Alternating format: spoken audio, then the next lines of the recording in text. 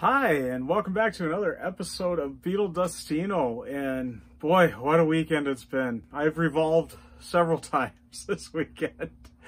I really enjoyed all of it. Of course, I did say I'm going to do a video kind of giving my thoughts and my review on it. That's what this video will be about. Anyways, before we get too far into it here, I do want to remember to thank all my subscribers. I really appreciate everybody that's subscribed to the channel. And I want to thank everybody that's left a comment. I love having a discussion with everybody. I love getting everybody's point of view and their thoughts on everything too. And just having a discussion about the Beatles. This is why I started this. I just wanted to find other Beatle friends out there and just talk Beatles.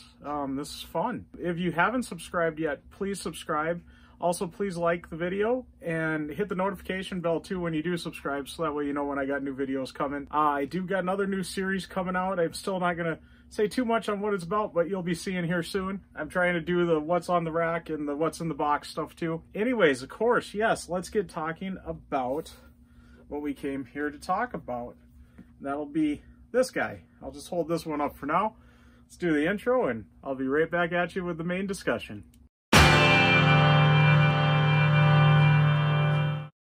All right, so of course over the weekend I had on Friday night, which I don't know what happened with YouTube land there, but it took forever for that video to upload and it didn't post until very early Saturday morning, about midnight. A little after midnight, maybe 1 o'clock. I can't even remember. I just realized I filmed everything, got everything edited, went up to go watch some TV with my family, and by the time I checked my phone again, I realized it was still posting. So I really apologize about that. That should have been out about 9 o'clock Friday night, but it ended up being about 1 o'clock Saturday morning. So, of course, Central U.S. time here. Anyways, I don't know what happened there. I got it out. I see a few of you have viewed it.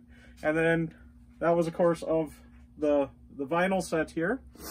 And then on Saturday, everybody checked out my CD set, the Super Deluxe.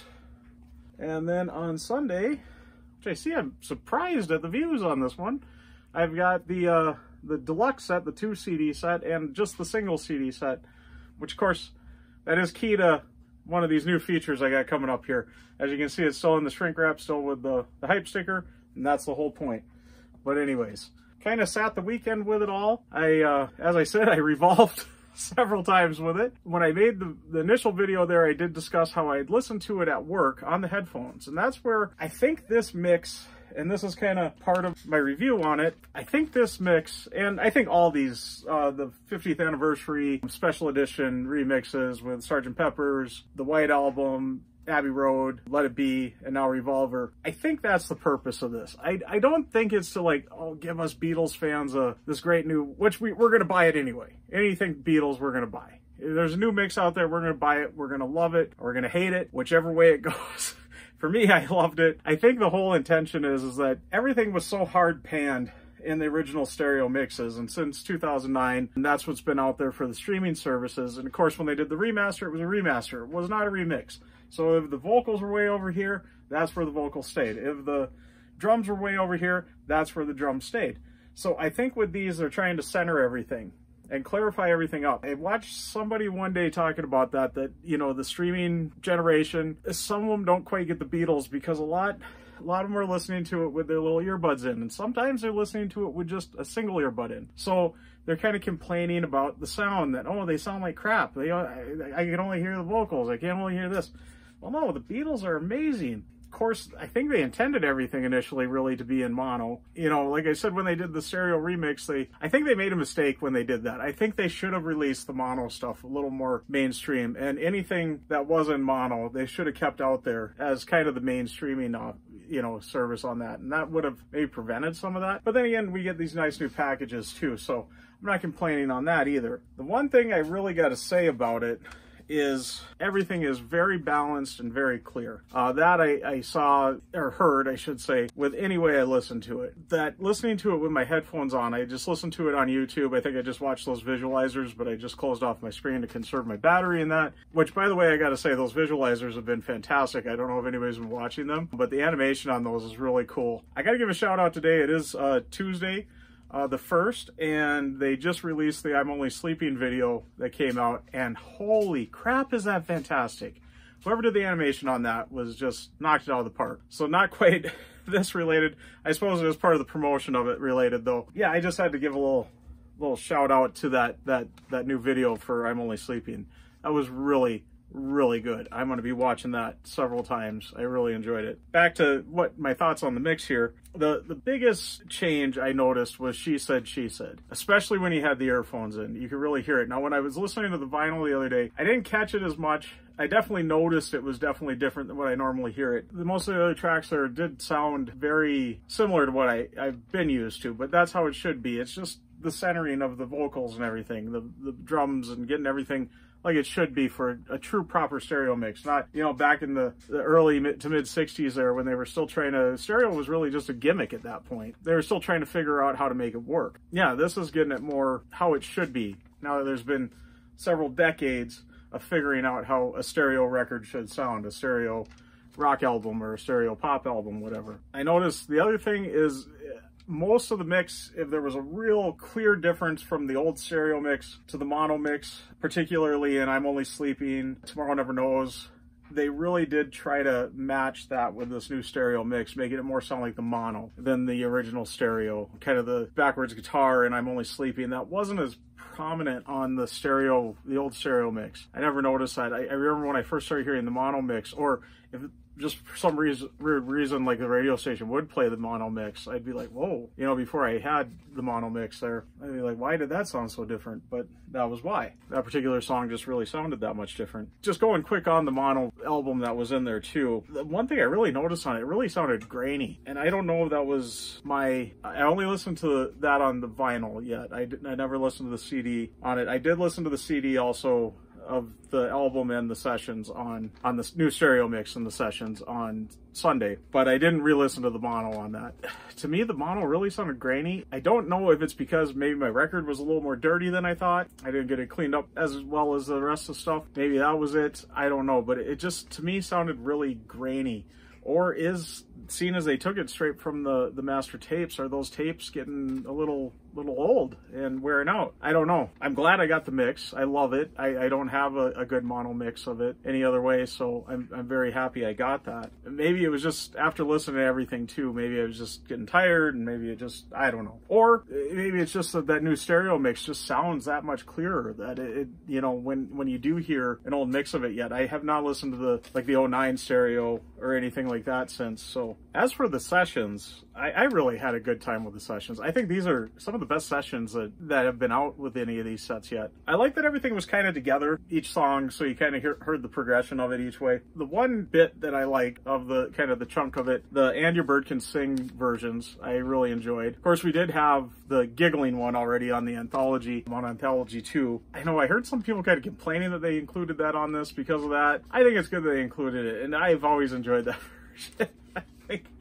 I think it's just fun. And that song is just great. I wish it was a longer song for some reason, so I guess getting to listen to like 6 minutes of it all together there, whether it's them giggling over it or a completely different variation of it, was really fun. And the other one, and this is another one too, I heard people kind of complaining, why do we need so many versions of Yellow Submarine? Well, those versions of Yellow Submarine were really good. I really enjoyed it. Hearing it go from John's kind of melancholy, kind of depressing original version there, and how it became this fun little children's song that I always talk about nephews in these. That's the song, obviously, that they gravitated to right away. And that's, I think, why they love Ringo so much, too, because it's him singing it. You know, that you got this children's song on this serious psychedelic rock album. It's kind of cool, and hearing that progression. Now, the one version of it I really liked was the first version after John's demo there, still, I think, kind of in demo phase there, with John and Paul singing it together.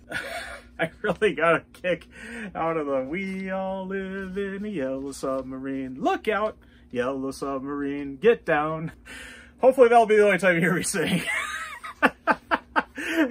But I just, ever since I've heard it, that's in my head. Even when I hear other versions of Yellow Submarine right now, I'm sitting there yelling, "Look out, get down." I had a lot of fun with that, and I can't wait to share that version with my nephews. I think they're gonna like it. My one nephew, though, boy, if he notices one little thing off from the mix he's been accustomed to, which is the Yellow Submarine soundtrack, he goes, "That's not how it's supposed to be."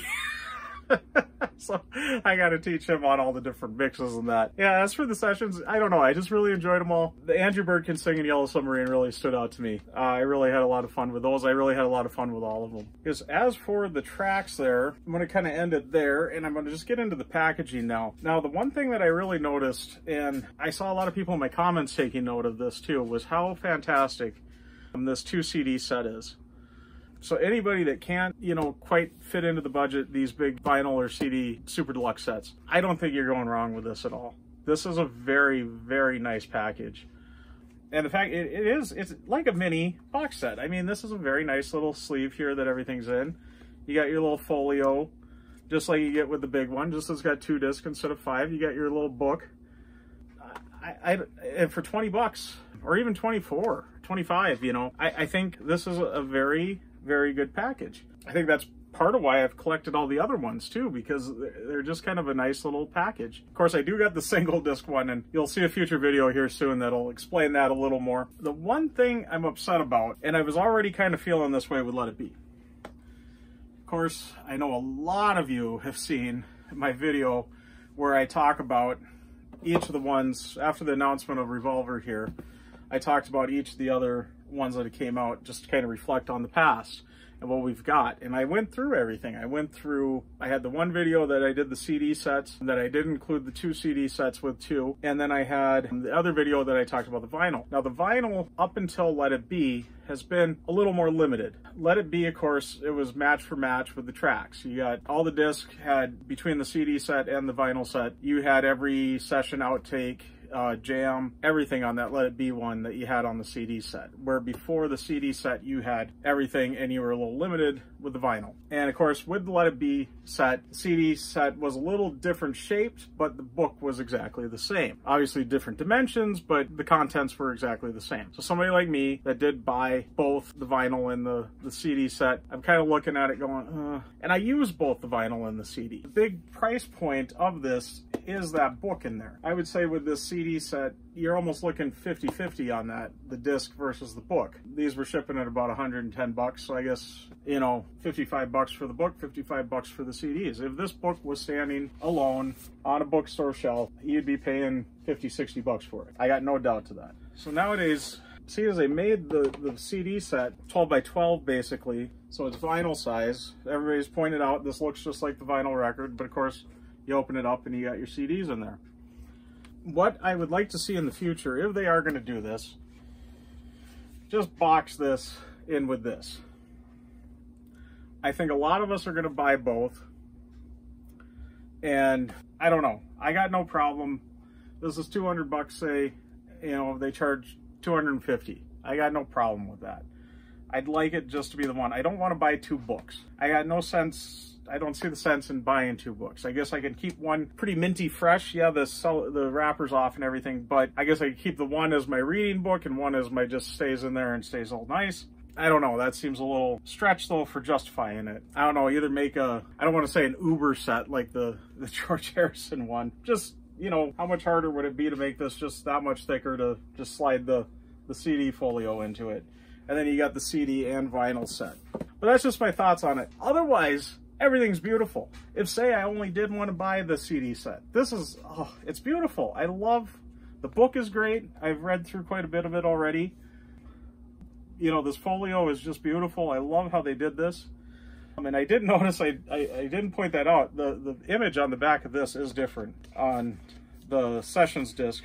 They did 2 different alternate photos there on the back of that. That was kind of cool. But yeah, the packaging is great on the CD set. The packaging is great on the vinyl set. If I was the type that was just individually buying it, I would be very satisfied with either of these. That's kind of my take on it. Just want to once again thank everybody for tuning in, and I hope everybody else had a great weekend revolving like I did. I hope that you continue to enjoy this Revolver set, because I know I'm going to. The Sessions alone, I'm really gonna be revisiting a lot of those, especially that Yellow Submarine, like I said. Look out, get down. That was fun. Yeah, I really had a good weekend listening to everything, and I look forward to listening to some more. Also, Universal Music, Apple, if you're listening on this one, please get Rubber Soul out there You know it's my favorite album, and I'm really looking forward to hearing the sessions and everything with that, and hearing it in a little new mix with the, you know, 2023, hopefully. The 2023 new stereo mix. And then also kind of question on it too, you know, are they going to go and do something like Magical Mystery Tour or Yellow Submarine? Is there something that they can do with those too? Kind of missing out of the newer stuff. Since Sgt. Pepper's, kind of between Sgt. Pepper's and Let It Be, there is a couple albums kind of missing that are considered kind of main albums nowadays. So, but yeah, I guess that's all for the future. A little what if. I haven't used that terminology for a while. So yeah, I am gonna just sign out here now. If you did like the video, please like it. That does really help out everything. Also, if you haven't subscribed yet, please subscribe and hit that notification bell so you know when I get my next videos out. Please leave a comment. Like I said, I love talking to everybody and want to just keep that discussion rolling. Obviously, let me know what you think on my thoughts on the book there too. But anyways, I'm Beatles Destino, signing out.